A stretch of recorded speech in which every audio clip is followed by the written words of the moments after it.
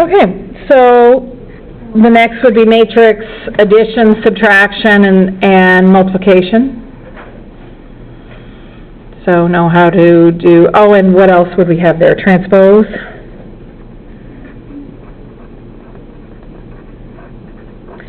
And what's division? What's the equivalent for division? There's no division. What do we do instead?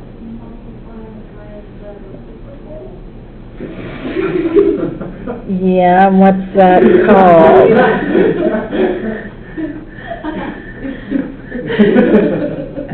The inverse. It sort of looks like the reciprocal, right? Yeah. So the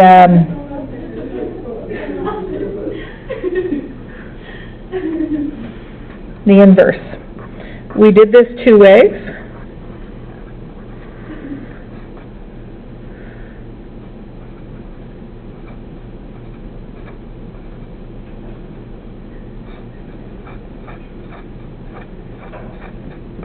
We augmented it with the identity and then did row reduction, right? That was one way. Put it in reduced form, and then you can just read off. Yep. So on the final, is it just going to say, like, find the inverse, and then you can do it however you want? So it could ask either way, so you should know both ways. The other way is what? Determinant and adjunct. Yeah, the cofactor matrix.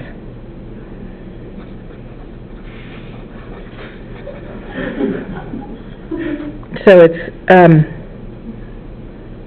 C. What is it? A inverse is 1 over the determinant times C transpose, I believe. You guys just did it, is that right? Yeah.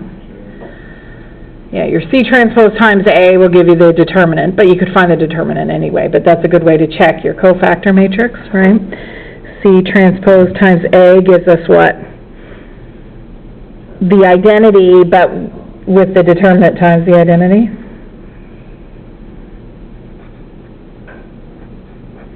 Right, this is a number. So, you know, something like this.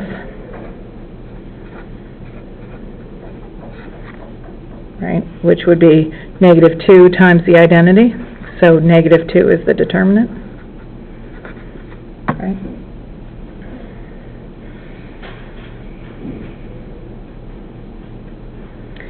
So there's two ways to do it. This is augmenting it with the identity, and then do row reduction. And then a 2 by 2, you probably wouldn't do either of these ways, although you could. What was the inverse for a 2 by 2?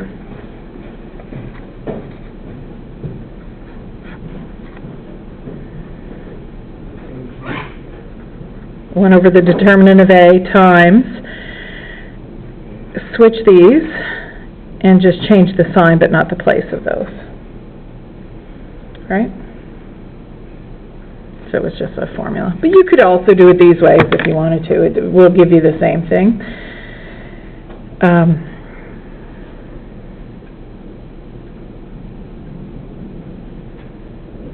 Watch for the question saying, check your answer. If I write that on a question, that's worth 1 mark. Anyone lose any marks for that on the tests so far? Check your answer. If it says it in the question, then I'm actually asking you to show me that you know how to check your answer, and you need to do that to get full marks. And I put that on multiple questions on the final. All right, so just look for that. Check your answer. Yeah. So you want to make sure you check it. You don't want to lose marks for not checking your answer. Okay.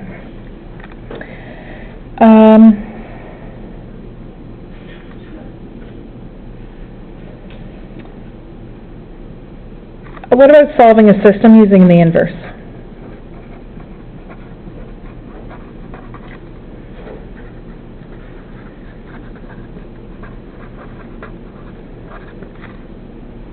What do we do?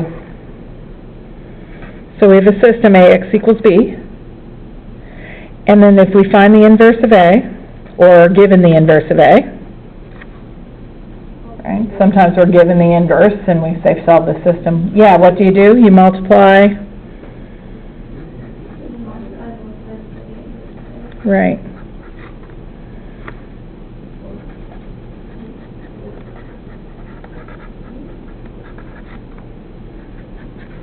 A inverse times B will give you X.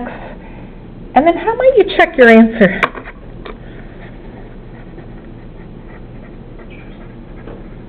How might we check our answer here? Multiply A times X and you should get B. Right? You're given your original A, you just found X, multiply them and you should get B as your answer. I saw some people when I asked to do that, that they actually wrote out all three equations and then plugged the X, Y, Z in. You don't need to do that, it's just another multiplication. Because this should work. If you did that and got the X, then you should be able to multiply A times X and get B. Does that make sense?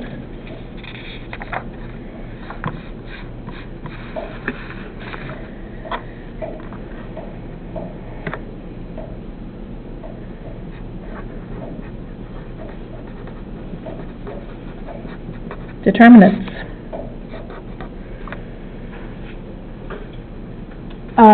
We showed a couple different techniques. So one is the sort of the cross product technique. Right, that was where I went the forward diagonals and then subtracted the backwards diagonals. That was sort of my way that's not in the book.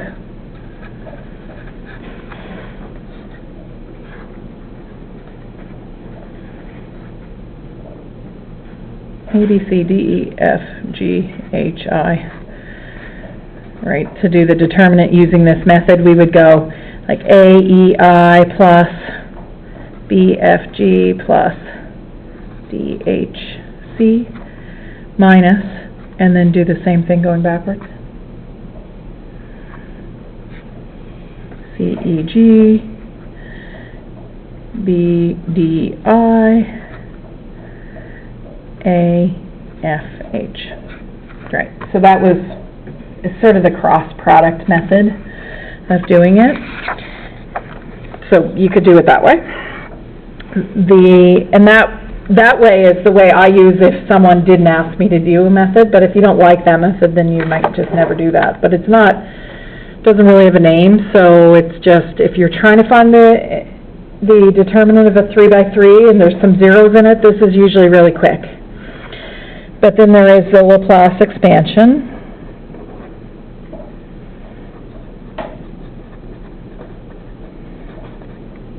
And remember, you choose the row or column with the most zeros.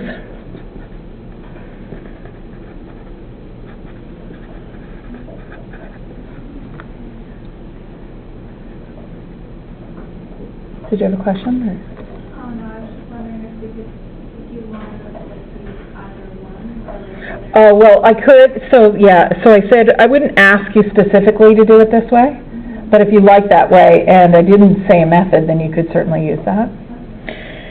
I could say use a Laplace expansion to show, so you really do need to know how to do it, right, if that's your question. And then row reduction. So we did a whole class on row reducing to find the determinant. And the conclusion of all that was if you switch rows, you get the opposite sign. If you leave everything the same and just make zeros, then it doesn't change the determinant. So you you can reduce it. So row reduction.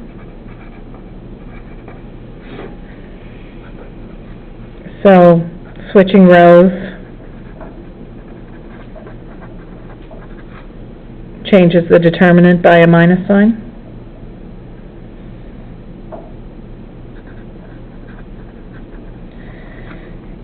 Making a 0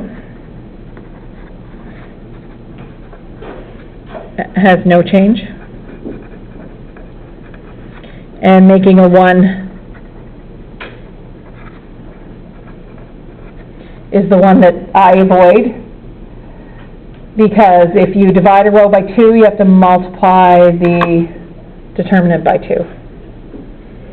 So you have to do the opposite, and sometimes people forget if you're supposed to do the opposite or the same thing. So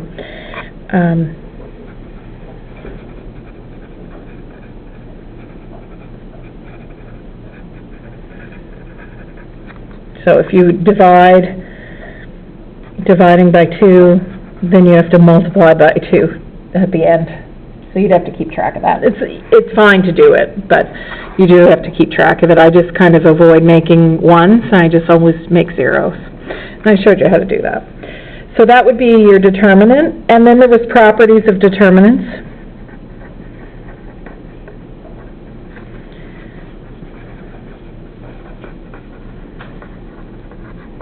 Right, so that was a list saying like the determinant of A inverse is 1 over the determinant of A. Right, there was a list of stuff like that. The determinant of A times B is what?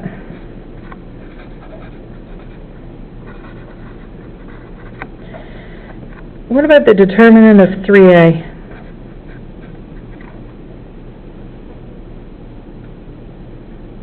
First of all, that's not enough information.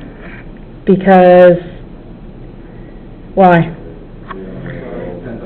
Right, it depends on the size of A, because if you multiply, say A is a 4 by 4,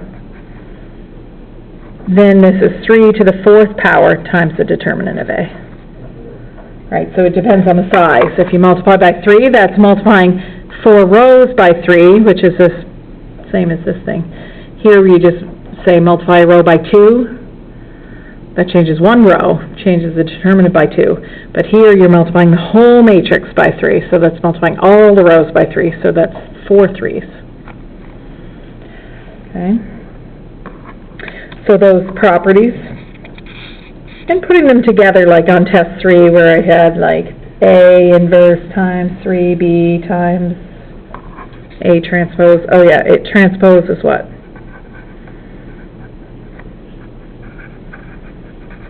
Same, doesn't change. So knowing those properties. Eigenvalues.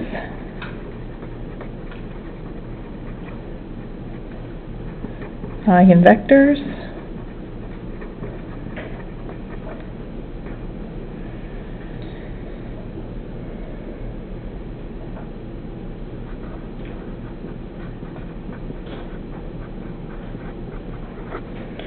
So to find the eigenvalues, you do the determinant of A minus lambda I, and you set it equal to 0 and solve for lambda. On the test, there is a 3 by 3, but it's really easy, okay? You will be able to find the characteristic polynomial easy. The determinant's easy. There's lots of zeros. It works really nice, okay? Now, remember that big long one I did in class? Nothing like that. I probably only left this much room because it's that easy. Yeah. Like it's going to be like an easier one. It's an easy one, yeah. Okay, so practice a couple of them, but it's not like the great big long one I did in class to show you they could get really long. You don't need to factor a cube, okay, to do it. So it's, I promise, really easy. Okay, as long as you know how to set up the characteristic polynomial, you will see the eigenvalues. And then the eigenvectors, how do we do that? Use each eigenvalue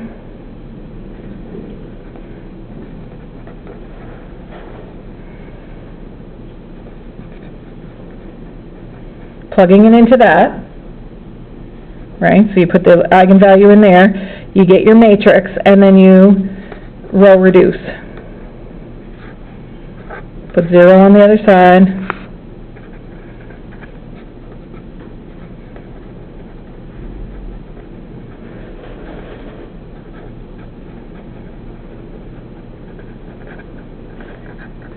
You row reduce, and what always happens?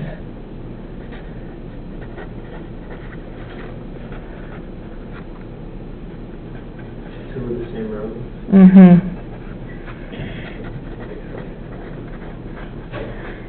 These are square matrices, so they always have a row of zeros.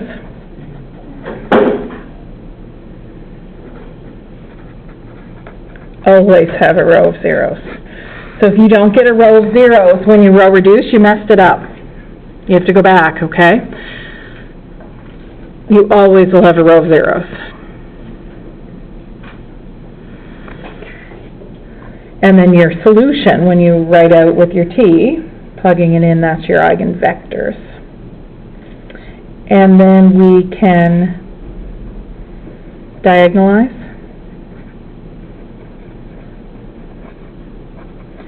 Which means to do what? D, which is the eigenvector values down the diagonal.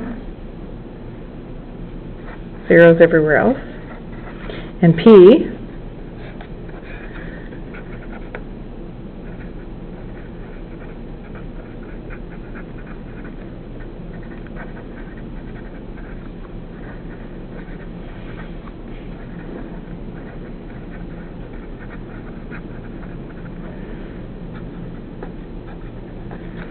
right? So if you put, say you had eigenvalues 1, 2, 3, then the eigenvector for 1 goes first, the eigenvector for 2, and then the eigenvector for 3. So they have to go in the same order. And what do we use the diagonalization for?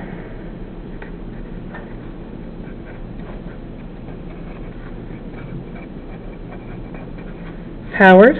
So if we wanted a to the 10, so the diagonalization is a p equals pd. So these two should be equal. That would be a check.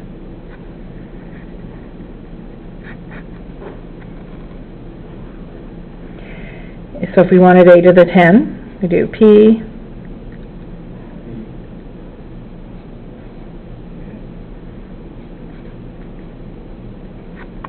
right? And then you multiply those three matrices. So that's what you would use that for.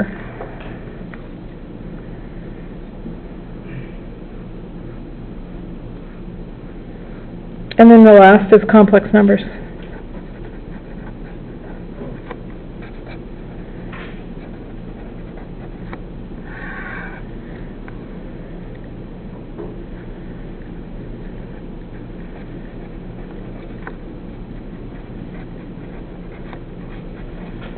Standard and polar form, adding, multiplying, dividing. And I guess what you need to know in here is that I squared equals -1. You use that often when you multiply and divide. What else is in complex numbers? The modulus. What does that mean?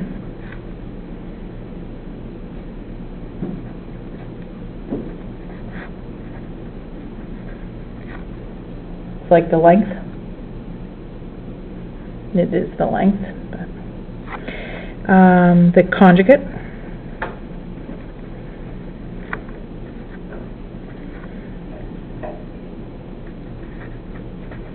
Which is just found by changing the whatever number's in front of the I to the opposite sign.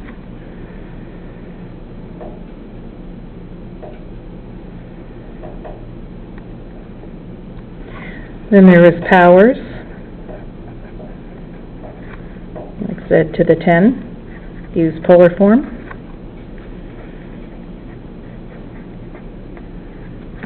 So that would be Z to the 10 equals R to the 10 cos 10 times theta plus I sine 10 times theta.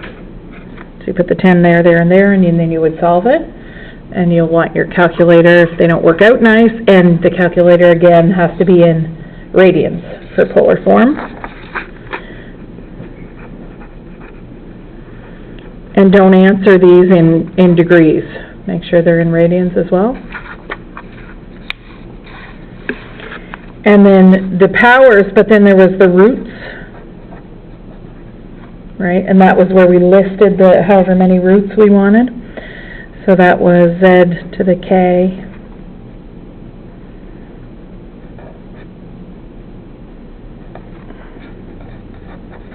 theta plus 2 pi k over n.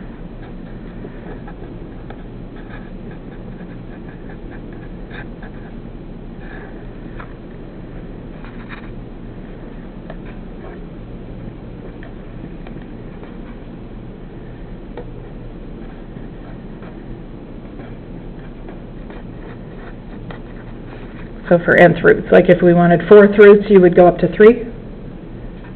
0, 1, 2, 3. If you wanted 5th roots, you'd go 0, 1, 2, 3, 4. So always one less. And you list them out.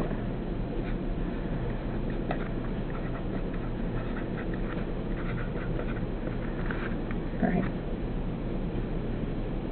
So that was on your test that you just did, but you list them. So powers are to the power, and roots are when we're solving an equation.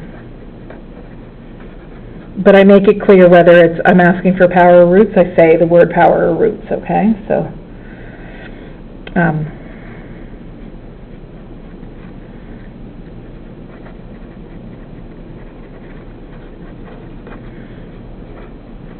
it would never ask for 10th roots, you'd have to do 10 calculations, right?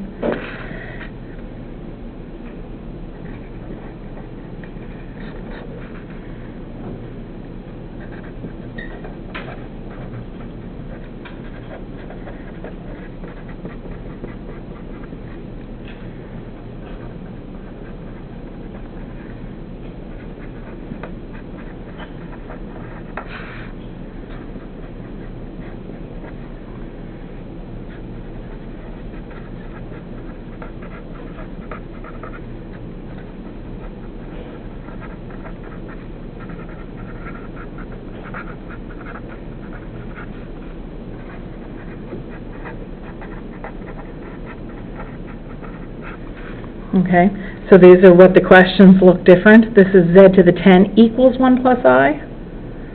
So like here, if you're trying to solve for z, you feel like taking the 10th root of both sides, and that's the roots. So you would list out all 10 roots. Here, find z to the 10 where z equals 1 plus I.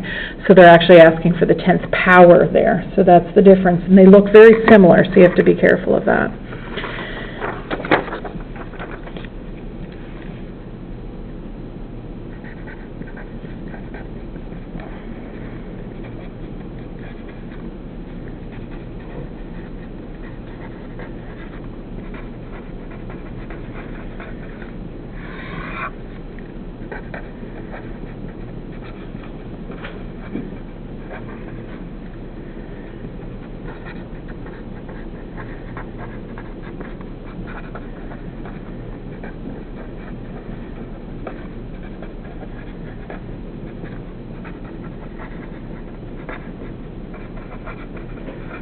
Okay, so with matrices, if there's an imaginary number in a matrix and you want to multiply, or it could be vectors, the dot product of vectors works the same way.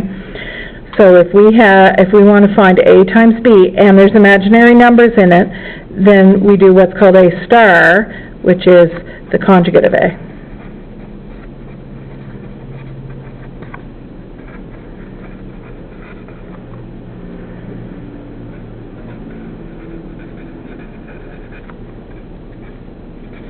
Always the first one. So we change out whatever the i's are in that first one to the opposite sign, and then we multiply in the normal way. Okay, so that's the difference. Everything else is the same. So just when you're multiplying.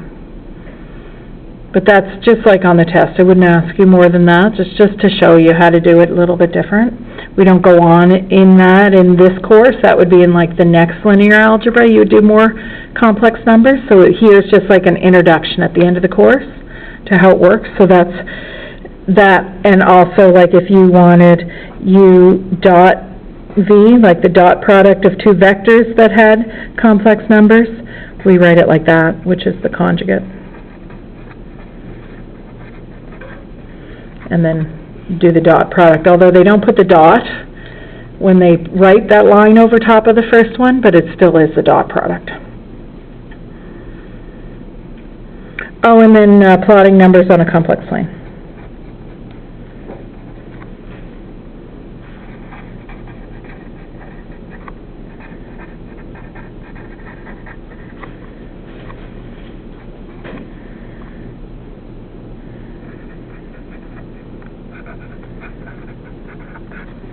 So we just plot the points like this is your x and that's your y.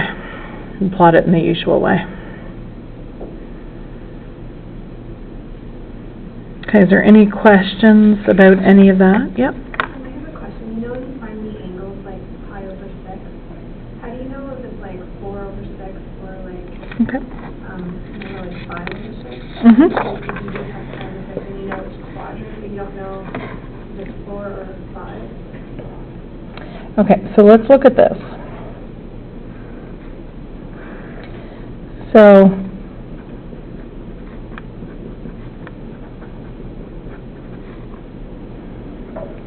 okay, so just a quick review of how to find what the angle is.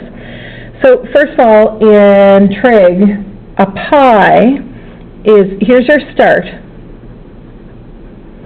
And pi starts here and goes over to this line. Do you agree with that? So in the real world, if you went to grandma's house, she would have a pi, but it would be a circle. In trig, a pi is a semicircle, half of a circle. Okay, so that's a whole pie. So if you were eating a pie, this in math, you get to eat this far only. Okay, so think about it as a pie. So like, you know, a half moon Joe Louis. Those are like a semicircle, okay? Like a vachon cake, you know what I mean? Okay, so there is our vachon cake right there, little half moon Joe Louis, it's a cake. You get to eat it. You start here and you move around. So if you got to eat a quarter of the pie, we would cut that pie into 4 pieces, 1, 2, 3, 4. Yeah, that's fine. We'd cut it into 6 pieces. I'll show you in a minute. Now, what if we... So here's your reference angle, always. It's always between the x-axis and the line. So pi over 4 has 4 options. Okay? So, if you got to eat 2 pies, and they were pi over 4, that means cut the pie into 4 pieces. So 2 pies would have 4 pieces on top and 4 pieces on bottom. 8 pieces. Okay?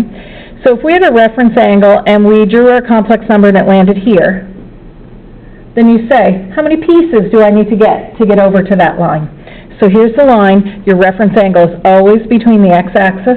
So you draw your reference angle in, and then you think about eating your pie. How many pieces do you get to eat to here? 4, because it's cut into 4 pieces, and then 1 more. So that would be 5 pieces. 5 quarters. Okay?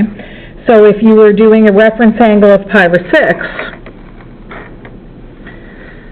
same idea. You've got your pie, but we're cutting the pie into 6 pieces.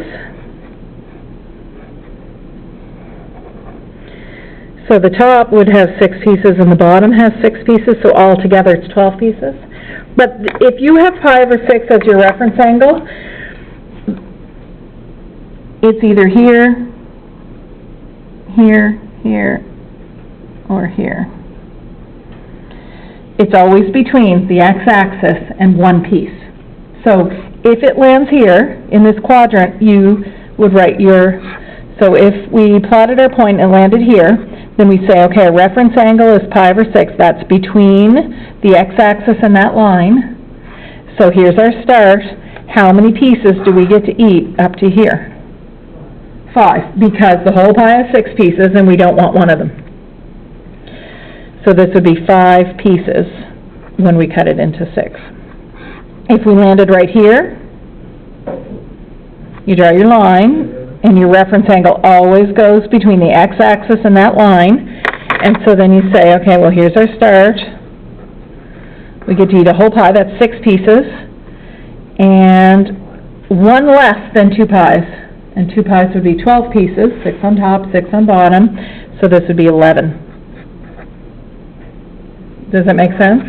I didn't know. So your reference angle always goes in. I mean, you could do this for anything. The pi over 8, for example, not that that's one of the, that can't be a reference angle, we wouldn't get that, except in your power, but you wouldn't be drawing it. But even if it was pi over 8 and you landed here, you would draw that, and here's the start. So here's 8 pieces, because they're cut into 8s, and that's a whole pie, and one more. So this would be 9 pi over 8. So your reference angle is always between the x-axis, and you draw a line. And once you do that, then you can count around to see how many pieces you have.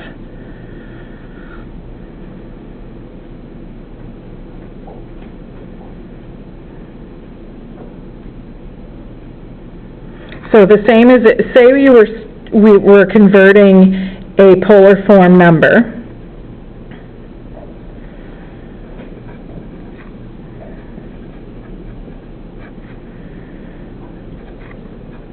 Not 7. I wanted to simplify. Let's say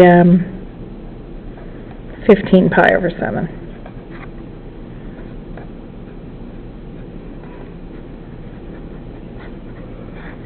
Okay. You would just put that in your calculator, but I just want to show you where that would be. So you would get your answer by putting your calculator in radians and figuring out where it is. But if you wanted to draw that angle, what is this saying the pie is cut into? 7 pieces. So this would be 7. This would be another 7. That's 14. So where do we land? We need one more. And that would be 15.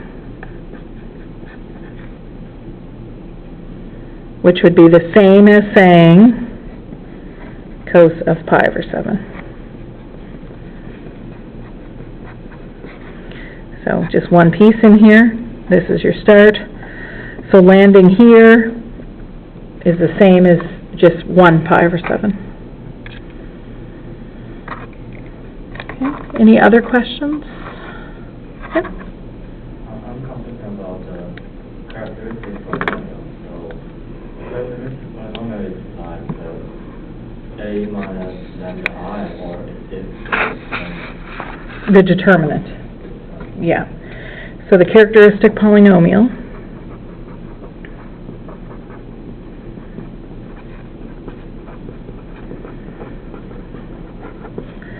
so whatever your A is,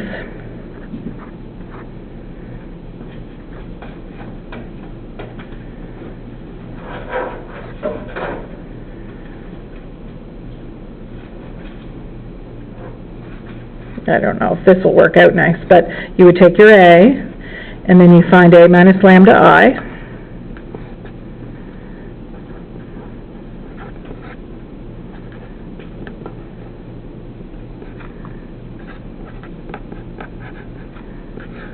Right? And then you do the determinant. However you want. So this would be a case where I wouldn't say here, when you find your characteristic polynomial, do the determinant using Laplace. I wouldn't say that.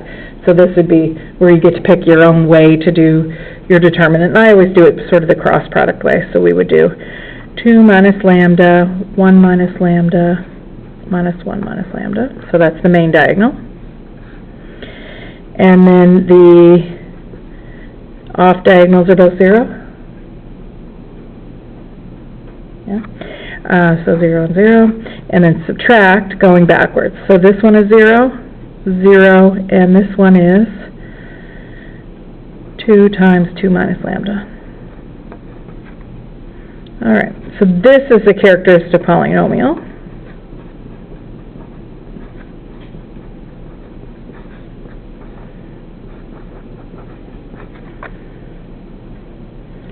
Now, this would be a good example. It works easy. How do we do it? I don't know if the final answer will be nice, but how do we do this from this point? Factor out a 2 minus lambda, and then write whatever's left.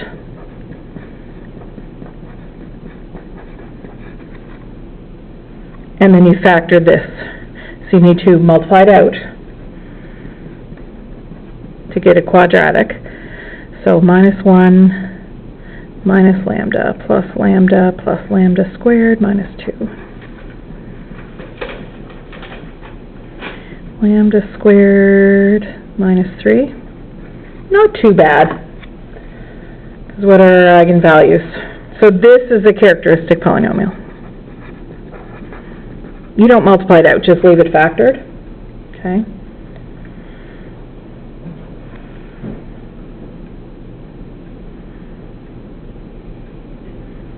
But if you wanted your eigenvalues, what would you do?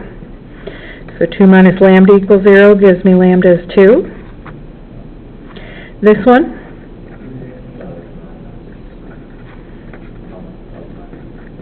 Yeah, plus or minus root 3. I wouldn't do that to you and then ask you to find the eigenvectors from a root 3. Just makes things a little more complicated, but I mean this would be fine just to find the eigenvalues. And it's no harder than this, I promise. Okay, that would be the hardest it gets when you're finding your eigenvalues on the test. Okay, because I'm not really testing that you can factor a cubic. I just want to see that you know how to find them. Any other questions?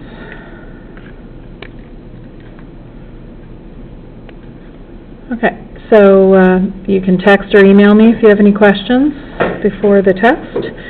Otherwise, study hard.